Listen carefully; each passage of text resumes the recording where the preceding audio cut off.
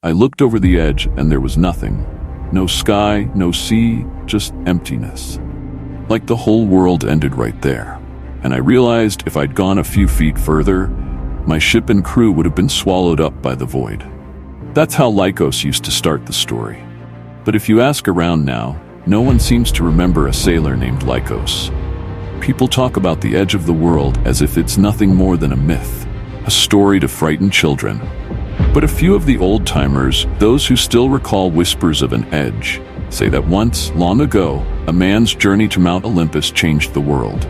They say he was a sailor, tough and stubborn, a man named Lykos, who'd gone farther than any map had dared. One day, Lykos set sail on his ship, the Horizon. He wanted to find the secrets of the sea. After many days, the weather changed. Dark clouds filled the sky, and a powerful storm hit. The waves tossed the horizon like a toy. Lykos struggled to keep control, but he felt weak. Just when he thought all hope was lost, the storm suddenly calmed and the sea became quiet. As the clouds cleared, Lykos saw something amazing and terrifying. The edge of the world. The sea dropped away into nothingness. It looked like a giant hole where everything disappeared. His heart raced with fear. What if the stories were true? What if he fell into the deep water below? Feeling brave, Lykos steered his ship closer to the edge. Massive waves crashed against the horizon, making it hard to stay steady. He dropped the anchor, hoping it would hold, but the ship shook violently, almost tipping over. Lykos gripped the wheel tightly, his knuckles white with fear. Just then, another huge wave crashed against the side, and the ship tilted dangerously. Lykos thought he might fall into the abyss. The anchor barely held on, and he struggled to steer back to safety. With all his strength, he pulled the anchor up and turned the ship, fighting against the waves. Finally, after what felt like forever, Lykos managed to turn the horizon away from the edge. As he sailed back toward calmer waters, he breathed a sigh of relief. After a moon's turn, the shore came into view, and he felt grateful to be safe. "I nearly lost my crew that day," Lykos had said to those who would listen. Some men had fallen to their knees, praying for their lives, while others were gripped by terror, swearing that the edge had a pull, like it wanted to drag them down into whatever lay beyond. But Lykos couldn't let it go. That night, he made up his mind. The gods had to know about the edge of the world, but they were letting it stay that way. He decided he'd journey to Mount Olympus, climb to where the gods lived, and demand they change it. He didn't tell anyone at first. He knew what they'd say, but he couldn't shake the feeling that it was the only way to save people from that terrible fate. The path to Olympus was tougher than any sea voyage he'd ever taken. There were no maps, no charts, just rumors and legends. Some folks he met said Olympus was hidden in mist and would only reveal itself to those worthy. Others claimed it was guarded by monstrous creatures, giants, three-headed beasts, spirits that wandered the heights. But Lykos pushed on, sleeping under the stars and climbing higher each day. At night, strange sounds echoed off the mountain cliffs, howls that weren't human or animal. The higher he climbed, the colder it got, until the winds cut like knives. One night, as he sat by his small campfire, a figure emerged from the shadows. It was an old man, bent and wrapped in ragged robes, leaning on a twisted cane. "Why are you climbing Olympus?" the old man asked. "I need to speak to the gods," Lykos said. "The world is wrong. It's flat, and people are falling off the edge. I'm going to ask them to change it." The old man's eyes gleamed in the firelight. "You think the gods listen to mortal men?" Lykos tightened his grip on his pack. "I have to try. People's lives depend on it." The old man studied him, then nodded slowly. "The gods don't give their favors freely. If you make it to the top, they'll ask for something in return." Before Lykos could respond, the old man had vanished, leaving only the echo of his words behind. The journey continued, each day more difficult than the last. First came a blizzard, with winds that whipped snow so thick he couldn't see his own hand. For days, he stumbled blindly, barely able to breathe. He could have turned back, but he didn't. He kept the image of that edge in his mind, driving him forward. Then came a labyrinth of stone walls, twisting and turning in every direction. Each path led him back to where he started. Days passed without food or water, his strength fading, his will wearing thin. But he forced himself onward, his fingers scraped and bleeding from feeling his way along the cold, jagged walls.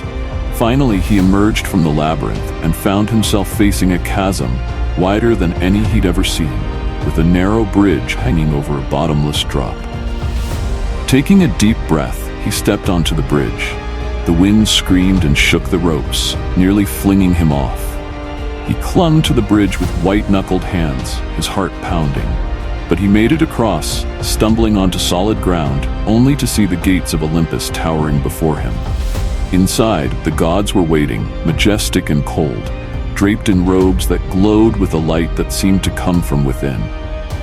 Zeus sat on a throne of pure lightning, his gaze piercing as he looked at Lykos. "Why have you come, mortal?" Zeus's voice rumbled like thunder. Lykos straightened, looking the god in the eye. "The world is flat and people are sailing to the edge and falling off. I've seen it with my own eyes. I beg you, make the world round so that no one else has to face that fate." The gods exchanged glances. Then Hera spoke, her voice soft but cutting. "And what would you offer us in return? The gods do not grant favors without a price." Lykos faltered. He had nothing to offer. "I'm just a sailor. I have no riches, no gifts." Athena leaned forward, her eyes thoughtful. "You have something even you may not realize." He swallowed. "What?" Zeus' gaze hardened. "If we grant this wish, your existence will be the price. You will be forgotten, your life erased from the memories of all who knew you. No one will ever know that you were the one who changed the world." Lykos felt the weight of the words settle over him. If he agreed, he would be nothing, a ghost, a shadow. But the image of the edge of that terrible void burned in his mind. He closed his eyes, took a steadying breath, and nodded. "If that's the price, I accept." There was a flash, a blinding light. For a moment he felt a strange sensation, like his very essence was unraveling, piece by piece. And then, nothing. He was gone, wiped from existence. With Lykos' sacrifice, the gods turned their attention to the earth. Zeus lifted his hand and thunder rolled across Olympus, echoing down the mountain. Lightning coiled around his fingers as the other gods joined him, calling their powers together. The gods focused their power on the edge of the world, bending the earth itself into a perfect sphere. Where there had been a drop into nothing, the gods shaped and curved the land, pulling it in like a potter molding clay. Poseidon lifted his trident, guiding the seas so they wrapped around the earth, filling in the new curves, and covering the places where the flat edges had once been. The ocean became boundless, stretching in every direction, hiding the work of the gods beneath its waves. Apollo moved the sun so it would rise in a gentle arc over the newly formed round world. Artemis followed with the moon, and they set the stars in motion to circle endlessly, anchoring the skies above the world they had reshaped. With a final crack of lightning, Zeus locked the earth in place, sealing it into a perfect sphere. Hera then extended her hand, wiping away any memory of Lykos from the minds of mortals. His life and his journey faded, like a whisper in the wind. The gods withdrew, leaving behind a world that would never again face the threat of an edge. And so the story of Lykos drifts through the ages like a whisper across the waves. Some sailors swear it's true, that Lykos journeyed to Olympus, bargained with the gods, and shaped the world into a sphere to protect us from that terrible edge. They say that each endless horizon and every safe voyage is his legacy. But others dismiss it as nothing more than a tale. They say the earth remains as it always was, flat with a hidden edge far out at sea. To them, Lykos is just a myth, a story that helps sailors sleep at night. They say he never went to Olympus, never faced the gods, and that if anyone sails too far, they'll still risk vanishing into the void. So now, it's up to you. Maybe Lykos was real, maybe he wasn't. Perhaps he truly did climb Olympus, facing unimaginable trials to bargain for a round earth. Or maybe he never existed, and the edge of the world is still out there, waiting for the next daring soul to test its boundaries. The choice is yours. Believe in a world that's safe and round, or wonder if that edge still lies somewhere out there, hidden and waiting. But next time you set sail, keep this story close. You may just need it one day.